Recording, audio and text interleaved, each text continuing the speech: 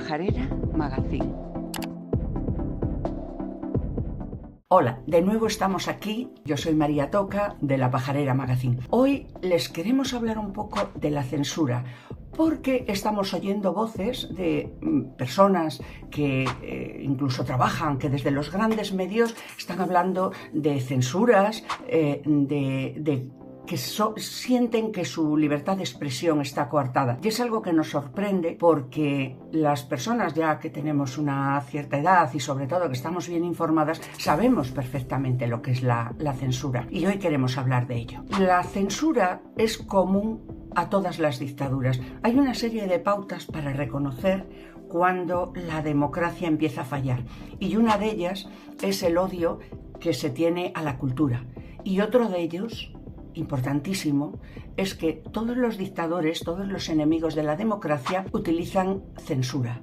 Quieren tapar la boca y tapar las convicciones del resto de la gente. Y esto en España pues sabemos bastante de ello, porque hemos padecido una censura tremenda. Es lo que quiero desarrollar. Pero no solo en España. Por ejemplo, contaremos que en los años 20, en los principios del siglo XX, el cine en Estados Unidos gozó de una libertad impresionante. Vemos películas mudas de entonces y nos encontramos con un liberalismo de costumbres extraordinario. Fue en 1923, surge un escándalo en el que un actor muy bien pagado cobraba alrededor de 1 millón de euros por película. Piensen en los años 20, ¿no? Y era Fatih Arbuckle. Fatih Arbuckle, en una especie de parada de una cinta que estaba grabando, convoca una fiesta. Va con un grupo de amigos a un hotel y una de las actrices, una actriz secundaria, una actriz casi de relleno de sus películas, se emborracha y se pone muy enferma. Llaman a los médicos, la ingresan en un hospital. La muchacha lo que tenía era una peritonitis, pero la prensa de entonces, la prensa del señor William Randolph Hearst, que es un gran difusor de las mentiras, de los fake news que ahora aparecen tan en boga, pues vio que se trataba de artistas de Hollywood y decidió sacar tajada, ¿no?, de ese escándalo. Y empezaron a difundir el bulo de que la actriz había sido violada y penetrada con una botella. Esto supuso un gran escándalo en la cinematografía y enseguida se empezaron a levantar voces para censurar. Las voces de un senador del Partido Republicano, Hayes, y crearon el Código Hayes. El Código Hayes en la cinematografía americana cayó en el ridículo. Se medía el largo de las faldas y contabilizaban el tiempo de los besos. No podía durar un beso más de 3 segundos, pero eso llevó a cosas muy curiosas de hacer paradas. Eso lo hizo Hitchcock de forma magistral en una escena de la película Encadenados, en el que creo que era Cary Grant paraba, es decir, daba besos de 3 segundos, luego lamía la oreja, besaba la cara, en fin, esos trucos. Pero bueno, un código que realmente caía en el ridículo y en el puritanismo americano. En nuestro país, aquí los descendientes de la Inquisición somos muy exquisitos y hemos padecido la censura en el momento que acabó la Guerra Civil. Durante la Guerra Civil, por supuesto, en todas las guerras, dicho que se dice que lo primero que cae en una guerra es la libertad de prensa. Se empieza rápidamente a utilizar a la prensa para propaganda. Es decir, eso fue utilizado en los dos bandos. Pero como siempre digo, no hablo de la Guerra Civil, sino de la posguerra. Ya terminada la Guerra Civil, lógicamente nuestro dictador casero pues empezó a crear leyes para conseguir la censura de prensa. Me van a perdonar que vaya a consultar los apuntes que tengo para ser bien precisa. Desde los comienzos, el ideario de los golpistas llegados de África ya tenían maneras censoras. Por ejemplo, publicado en Arriba España el 1 de agosto de 1936, que dice: camarada, tienes la obligación de perseguir al judaísmo, a la masonería, al marxismo y al separatismo. Destruye y quema sus periódicos, sus libros, sus revistas, sus propagandas. Observen la fecha, 1 de agosto de 1936. La primera tanda de censores de este país eran de Falange. Prácticamente todos eran falangistas. Los grupos de Falange no era extraño verlos atacar librerías, kioscos de prensa para quemar y romper toda aquella publicación que no obedeciera a su ideario. Ellos consideraban que las lecturas eran malditas e insanas. Les pongo un ejemplo. En el Ateneo Santanderino, los primeros libros que cayeron por la ventana de este Ateneo, que cayeron a la pira funeraria que estaba puesta en la acera, fueron los episodios nacionales de Pérez Galdós. Y en Cabezón de la Sal, es algo que repito mucho, la biblioteca de Matilde de la Torre, que tenía más de 3.000 libros extraordinarios, fueron quemados con el cuadro de su imagen encima de todos los libros. La plata, los muebles de lujo y los cuadros de María Blanchard no fueron quemados. Esos se distribuyeron por las casas de las familias pudientes, porque el fascista puede ser fascista, pero gilipollas no es. Eso que lo tengamos claro. Mirad otro ejemplo. El día del libro, en Madrid, en el patio del rectorado de la Complutense, organizaron una orgiástica quema de libros, al ejemplo de las que se habían producido en Alemania, y el diario Ya así dio la noticia. Un acto de fe en la Universidad Central. Los enemigos de España fueron condenados al fuego, y el catedrático de Derecho, Antonio Luna, lo justificaba así. Para edificar España una grande y libre, condenados al fuego los libros separatistas, los liberales, los marxistas, los de la leyenda negra, los anticatólicos, los del romanticismo enfermizo, los pesimistas, los pornógrafos, los de un modernismo extravagante, los cursis, los cobardes, los pseudocientíficos, los malos textos y los periódicos chabacanos. No le quedaba mucho al buen señor. Como ya ven, había una afición alta, ¿no?, a la quema del libro, que venía de sus idealizados y amigos nazis. En diciembre de 1936 hay un decreto del Estado para la prensa y propaganda. El 14 de enero de 1937 se pone al frente de la Delegación de Prensa y Propaganda al pronazi y antisemita Vicente Gay, que está a la sombra del todopoderoso Ramón Serrano Suñer, amigo y seguidor a ultranza de las novedades que se producían en Alemania, donde, por supuesto, viajaba con frecuencia para culturizarse, para aprender, ¿no? El 19 de enero de 1937 es el mismo Franco quien inaugura Radio Nacional.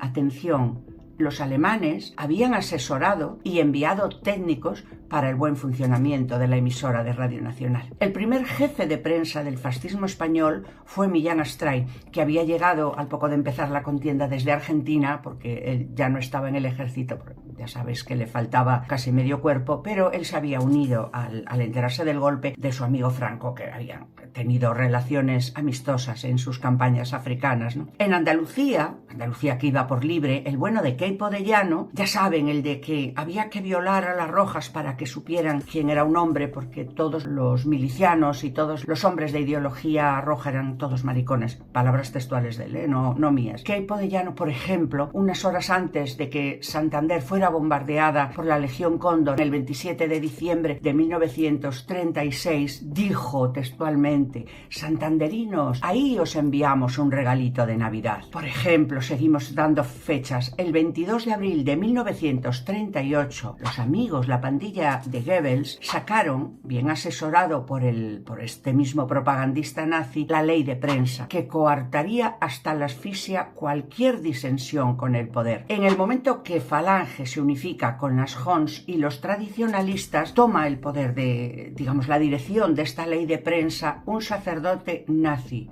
Sí, había sacerdotes nazis. Su nombre era Fermín Izurdiaga, quien dirigió la nave censora. Otros nazis también intervinieron en la delegación de prensa y propaganda, siempre bajo la dirección del ministro de Gobernación de entonces, que era Serrano Suñer. Dionisio Ridruejo estaba a los mandos del Servicio Nacional de Propaganda y Pedro Laín Entralgo estaba al cargo de ediciones y publicaciones. Esas cosas que tiene la historia. Pedro Laín Entralgo luego fue un demócrata de estos de nuevo cuño, ¿no? Dionisio Ridruejo, que evidentemente abjuró de su ideario fascista años después, se acompañaba de sus tareas censoras y de propaganda de José Antonio Jiménez Arnau. Como digo, todos ellos habían aprendido y tomaban buena nota de toda la enseñanza de los nazis alemanes. Para dar la importancia a las formas semánticas, vemos que Luis Antonio Bolín se le encomienda la labor de controlar a los corresponsales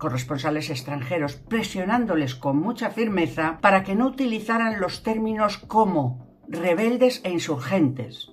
para los que eran rebeldes e insurgentes. Ya saben que las palabras, cuando nos acusan a las mujeres feministas de decir que el lenguaje tiene mucha importancia, hay que nombrarles esto porque ellos conocían la potencia que tiene el lenguaje. No se podían decir las fuerzas leales o republicanos para referirse al bando republicano. El único término permitido era el de rojos. No se podía decir que era una guerra civil el conflicto armado, porque ellos consideraban, y cito textualmente, que no son dos partidos en guerra, es la nación española batiéndose contra los enemigos de la patria. Goebbels dio instrucciones similares a estas en la prensa alemana. Otro de los cometidos de la censura fue evitar cualquier mención a la intervención militar extranjera en favor del bando sublevado. Aquí todos eran nacionales. No se nombraba las potencias extranjeras como la fascista de Mussolini o la nazi de Hitler que intervinieron en la guerra. Otra consigna,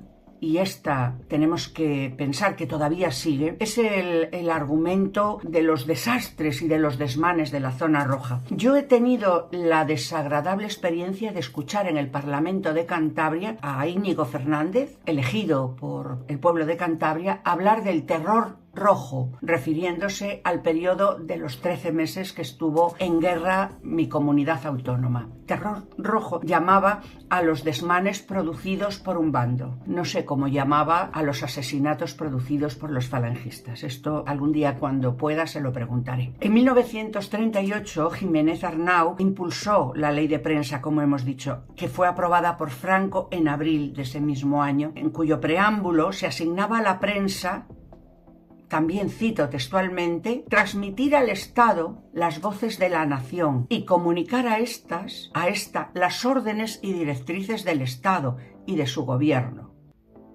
así como ser órgano decisivo en la formación de la cultura popular y en la creación de la conciencia colectiva.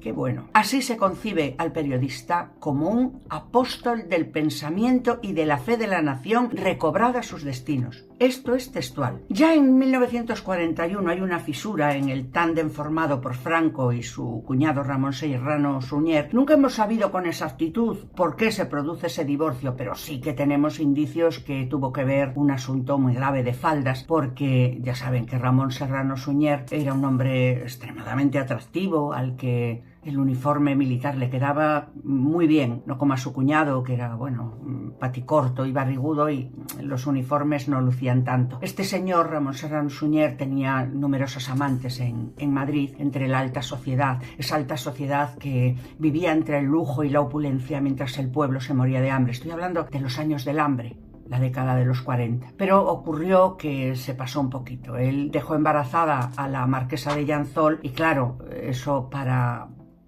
Cita Polo, que era hermana de Carmen Polo, la Collares, que le gustaban a ella mucho los collares, pues ya resultó demasiado. Se piensa que fue por eso lo que ocurrió, que le echara del gobierno, pero hay muchas otras causas que pudieron concatenarse para esa expulsión. No descartamos esos celos de ese hombre todopoderoso, además brillante, hay que decir, de una inteligencia brillante, lo cual el gallego pequeñito pues no compartía la brillantez con él. El Ministerio de Gobernación pasó a ser titular de él José Luis Arrese, y ya en 1945 pues ya Franco se planteó hacer un lavado de cara, porque claro, sus amigos nazis habían perdido la guerra y se trataba de hacer un poco el paripé delante de las potencias triunfadoras de la guerra y sobre todo de Estados Unidos, para congraciarse un poco y que España no fuera considerada una potencia enemiga como era, que había sido completamente aliada de los nazis y de los fascistas. Entonces Franco lavó la cara. Sí que hay que concederle al general Franco esa capacidad camaleónica que tuvo, es decir, él se supo adaptar muy bien a las circunstancias. Entonces se trataba de hacer la corte a los americanos, pasar un poco el tiempo de los juicios de Nuremberg, que a la vez la dictadura española acogió con mucho cariño a todos los nazis huidos en eso que luego se llamó la carrera de ratas, en esos nazis que huían, que fueron acogidos en España con cariño y con privilegios, y otros pues sirvió de paso nuestro país para ir a Sudamérica. Pasó ese periodo, pero decidió lavar la cara y lógicamente echó fuera a todos los falangistas que habían mostrado mucha simpatía, que tenían simpatía con los nazis. Antes ya de eso, en la censura, Franco le habían informado tanto los italianos, los fascistas italianos, como los nazis de toda la literatura escrita en países extranjeros. Por ejemplo, sacó del diccionario enciclopédico Sopena todas las citas que hacían a Manuel Azaña, a José Ortega y Gasset, no digamos a Lenin, a Marx, a Trotsky, etc. Todos estos salieron del diccionario y quedaba, recurso de hacer censura total a Cervantes, a Shakespeare. El Instituto Nacional del Libro hacía recomendaciones a los libreros como la siguiente, dada en 1943. Vuelvo a citar textualmente. Todo librero español tiene el deber indeclinable de exponer en sus escaparates de manera bien visible y preferente aquellas obras nacionales cuyo fondo dogmático de doctrina política contribuya a una mayor difusión y a la más exaltada loa de las glorias y epopeyas patrias. Hubo una circular del Boletín Oficial del Estado de obligado cumplimiento. Queda totalmente prohibido, y leo textualmente, todo escrito que más o menos directamente sea contrario e interprete confusa o equivocadamente los principios fundamentales del Estado o del partido. No se autorizarán escritos que al referirse al caudillo no le traten con el máximo respeto, lo mismo que al ejército, institutos armados, milicias del partido o sus representaciones, así como las insignias, emblemas y palabras de significado,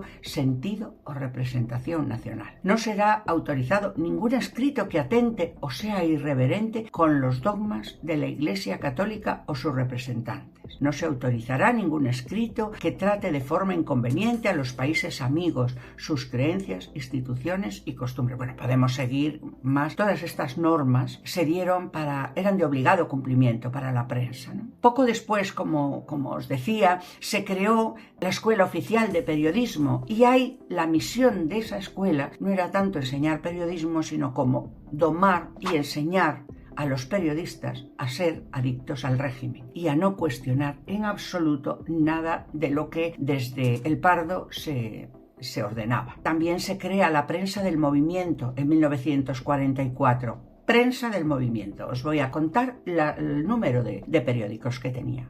Constaba de 30 diarios matutinos, 7 vespertinos, 5 hojas de lunes, 8 revistas semanales y 7 mensuales. Publicar un periódico era una tarea ingente. La maraña de permisos gubernativos era una tela de araña casi imposible de superar. Y piensen que absolutamente todos los periódicos, aunque fueran de capital privado, tenían que tener un director nombrado por la administración. Repito, aunque fueran privados. El caudillo de España recibía todos los loores, todos los honores. Yo recuerdo, porque mis primeros años los pasé en el franquismo, cómo se le ponían a Franco esos salmones que eran mucho más grandes que él, y cómo salía en el Nodo. Vamos a situarnos en una España sin televisión, y el Nodo era obligatorio poner este servicio de este documental antes de todas las películas. Tanto es así que se dijo que Franco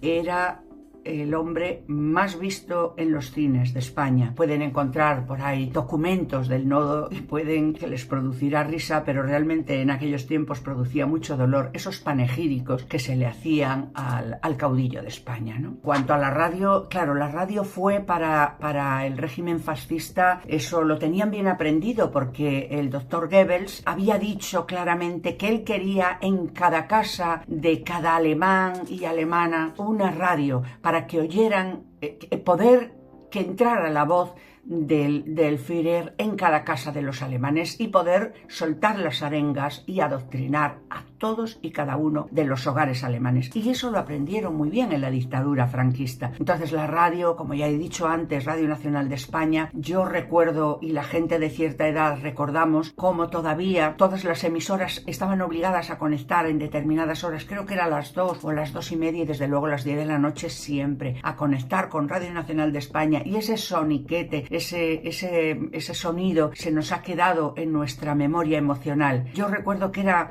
casi la hora de la cena en mi casa, o casi antes, porque mi padre solía afeitarse a esa hora, y yo tengo muy relacionado ese soniquete del parte, como le llamaba mi padre, que esto era un recuerdo de la guerra, porque ese mismo soniquete era el que daba los partes de guerra, ¿no? Como durante 40 años de dictadura, esa guerra se va alargando con los partes que eran obligados a conectarse con Radio Nacional. Esto está en nuestra memoria emocional de las personas que tenemos cierta edad. En cuanto al cine, se prohibieron evidentemente muchísimas películas que venían del extranjero. Pues por ejemplo, La Dolce Vita fue prohibida, Senderos de Gloria fue prohibida, El Gran Dictador fue prohibida, y luego las que las dejaban entrar, pues ya la censura provocaba a veces cosas completamente inconcebibles, irrisorias. Por ejemplo, en Mogambo, Dos amantes se convirtió en dos hermanos.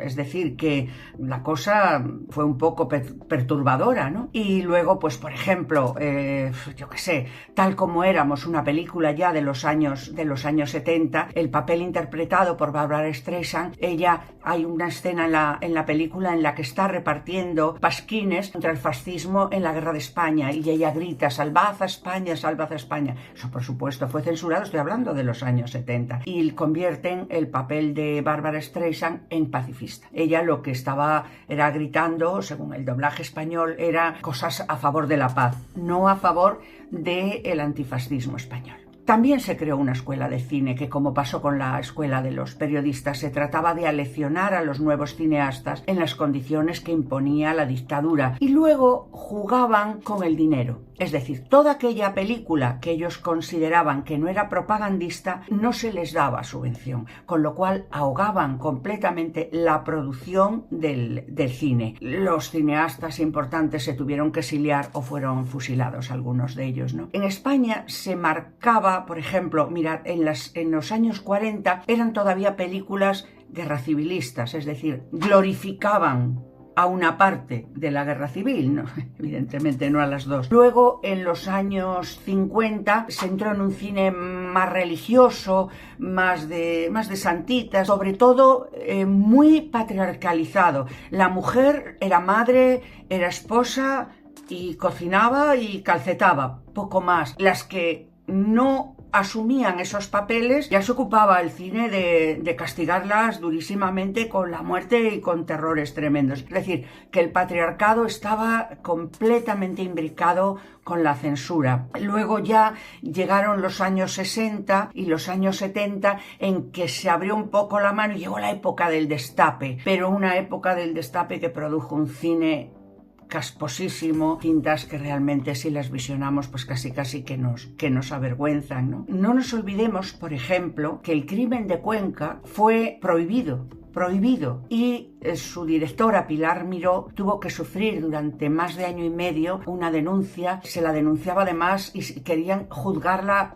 por estamentos militares, y esto fue en 1977. Es decir, que todo esto que os he contado, todas muy resumido de la censura, esto era la censura. Lo que ocurre ahora es que tenemos yo creo la dificultad de tenernos que gestionar hasta qué punto esto se ve, y se ha discutido mucho con el humor. ¿Es lícito reírse de un defecto físico? ¿Es lícito reírse de personas con discapacidad o que están precarizadas? Hace poco un exministro socialista se condolía de que ya no se podían hacer chistes de tartajas ni de enanos. Yo preguntaría a todas estas personas que sufren una discapacidad o un problema físico importante si les hace gracia que se hagan chistes con su problema. Como estamos hablando muchas veces, hasta qué punto tenemos la posibilidad de blanquear el fascismo. Os voy a hablar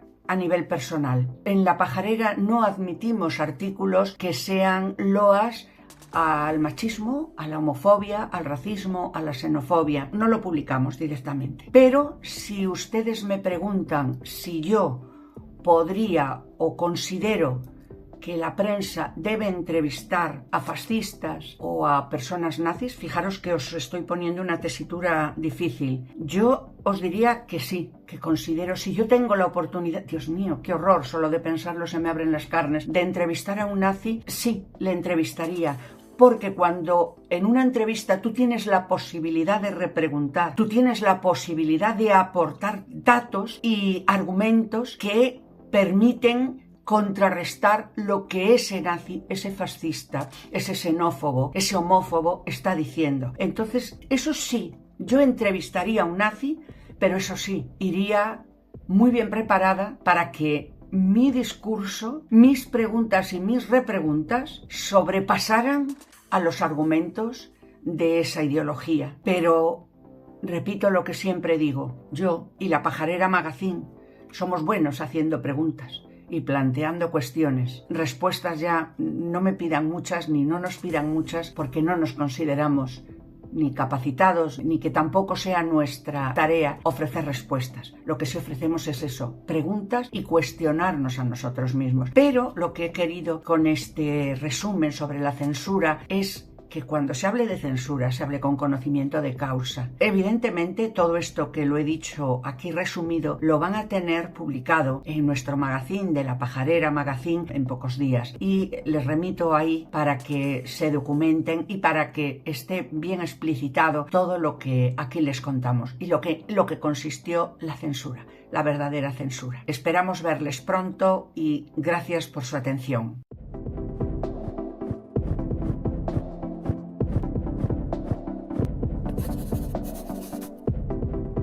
La Pajarera Magazine.